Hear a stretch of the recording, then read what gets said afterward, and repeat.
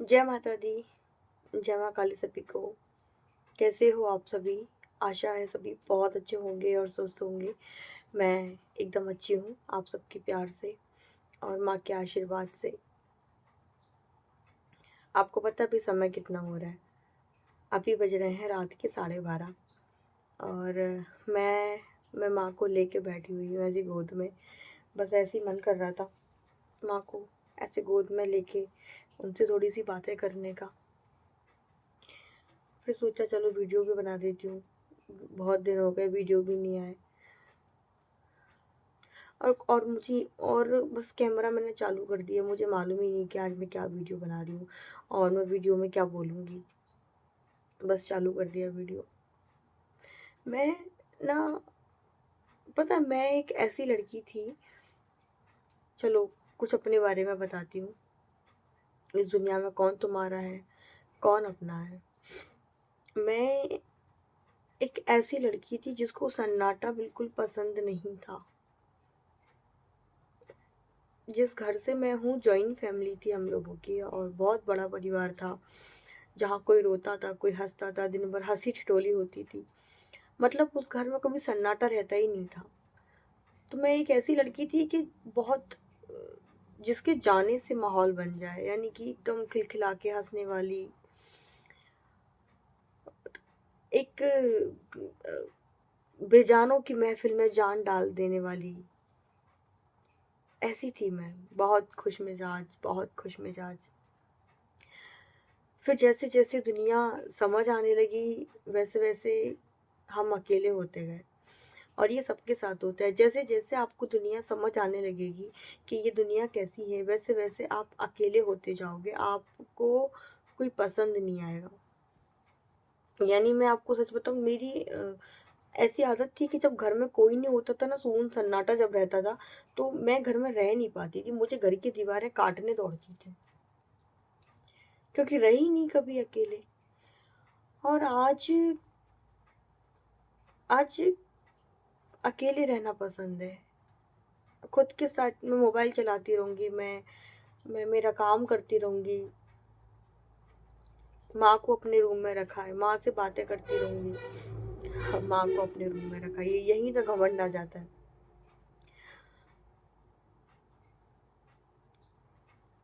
और इस दुनिया में तुम सबके लिए सब कुछ कर दो, सब कुछ कर दो। यानी कि तुम किसी के लिए अपना सीना भी चीर के रख दोगे ना, तो भी ये दुनिया तुम्हारी नहीं होगी। जब इंसान को ये चीज़ें समझ आने लगती है तो वो अकेले रहना पसंद करने लगता है। मैं तो अभी बहुत छोटी हूँ और ज्ञान भी मुझे इतना नहीं है। लेकिन मुझे लगता है अपनी उम्र के हिसाब से जितना मैंने ज्ञान लिया है, जहाँ से लोग सपने देखना शुरू करते हैं, वहाँ से पता नहीं ज़िंदगी को समझ नहीं आई। मतलब माँ क्या चाहती है आज तक समझ नहीं आया। अभी देखो ना ज़िंदगी कितनी डिफ़िकल्ट रही है। बचपन में बहुत ब्राइट स्टूडेंट रही, सब चीज़ें हर चीज़ में ऑलराउंडर थी। सबको अपना 100% दिया और 100% देने का नतीजा ये होता है कि हम अकेले होते हैं। और ये बात फैक्ट है। जो भगवान का हो जाता है ना, उसे ये फिर ये दुनिया अच्छी नहीं लगती। तुम जितना दुनिया को समझते जाओगे उतना तुम अकेले होते जाओगे। इस दुनिया में इनके अलावा आपका कोई और है नहीं।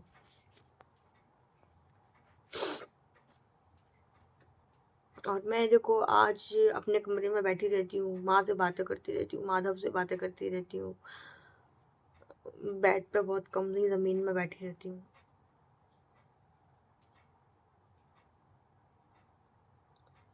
पता नहीं वहाँ भी आगे क्या चाहती है, क्या होगा। मैं बस एक बात कहना चाहती हूँ आप सबसे।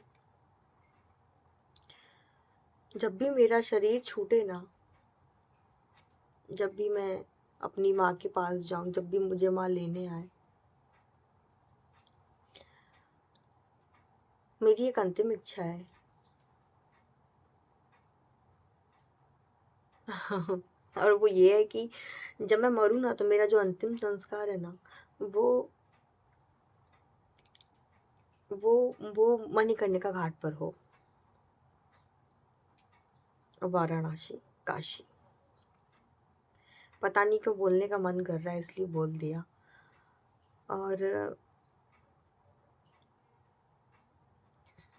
और हाँ, आज बैठी थी अकेले तो ऐसे मन में आया कि खुद का पिंडदान कर दूं, खुद का।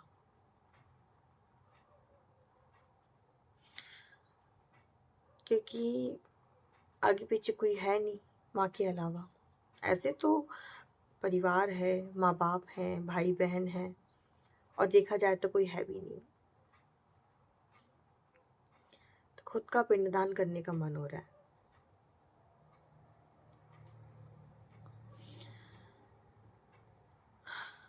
हाँ, किसी का कमेंट आया तो दीदी आपकी उम्र क्या है? तो मेरी जो उम्र है ना, मैं छुपाती नहीं हूँ किसी से। मैं 27 साल की पूरी होके जो है 28 में लग गई हूँ। और लोग ना लोग डरते हैं मरने से, लेकिन मैं इंतज़ार कर रही हूँ कब माँ लेने आएगी।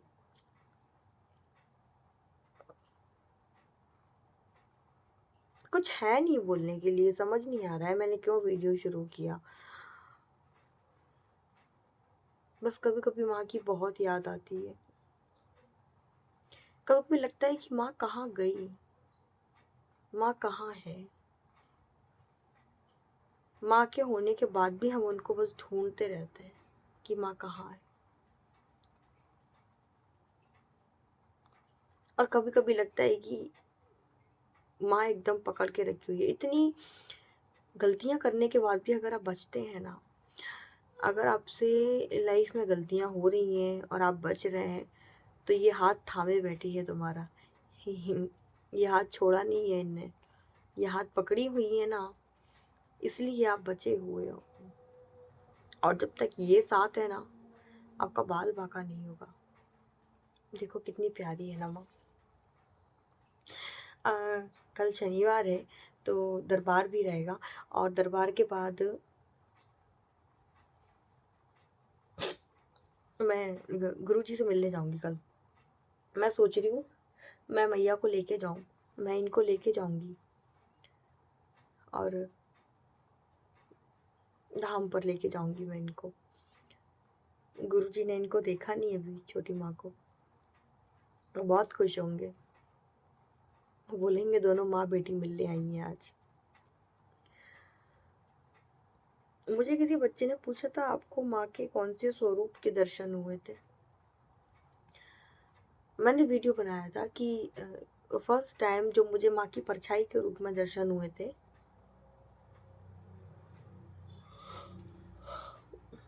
वो माँ का 10 भुजा स्वरूप था, जो माँ की परछाई के रूप में था। और वो दरवाजे को चीरता हुआ, बहुत बहुत दीवार को भेदता हुआ, वो परछाई का स्वरूप था माँ का, जो मुझे पहली बार दिखाई दिया था। और पता नहीं क्यों मुझे ऐसे दर्शन हुए थे माँ के। माँ का चेहरा नहीं दिखा था मुझे, लेकिन माँ की 10 भुजाएं और लंबे केश, और सभी में अस्त्र शस्त्र लिए।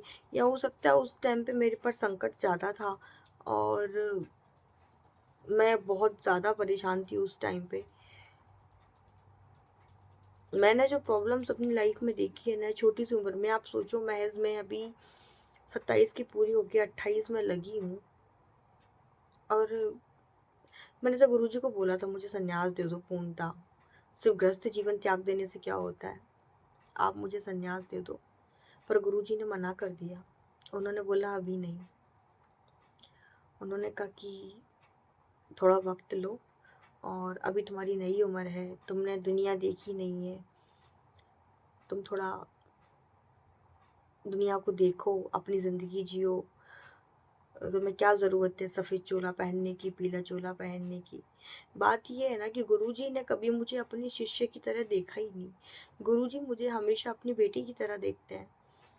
वो कितने भी बड़े मंच पर बैठे हों, कितने भी बड़े मंच पे, और जब मैं उनके सामने जाती हूँ सडनली, जब वो मुझे देखते हैं एकदम से, तो इतने खुश हो जाते हैं देख के, इतने खुश होते हैं। वही मंच पर बैठ के बोलते हैं मेरी बेटी आ रही है, मेरी धनेश्वरी आई है, काली माँ की भगत है। बहुत बहुत खुश होते हैं। और अगर जीवन में तुम्हारे गुरु तुमसे खुश है ना, तो तुम्हें ज़िंदगी में किसी चीज़ की ज़रूरत नहीं है। गुरु खुश है तो सब कुछ है। और अगर गुरु नाराज़ हो जाए ना तुमसे, गुरु का हाथ अगर तुम्हारे सर से हट जाए ना, तो ये समझना कि तुम्हारा अब तक किया पूजा पाठ पुण्य धर्म सब बेकार, सब बेकार। और मेरे गुरु तो, खैर गुरु तो सबके ही अच्छे होते हैं। वो तो, गुरु कोई जज करने की चीज़ नहीं है। गुरु तो एक आस्था का विषय है, गुरु तो एक श्रद्धा, एक समर्पण का विषय है।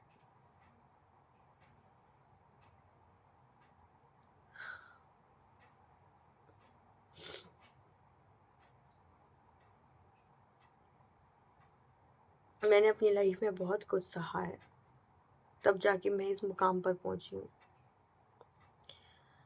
और इतना कुछ सहने में मेरा सिर्फ इन्होंने साथ दिया है। मुझे नहीं पता, मैंने आज के वीडियो में कुछ बोला ही नहीं। आज के वीडियो में मैंने कुछ आपको ज्ञान की बात बताई नहीं। आज के वीडियो में मैंने आपके किसी क्वेश्चन का आंसर नहीं दिया, बस वीडियो बना दिया।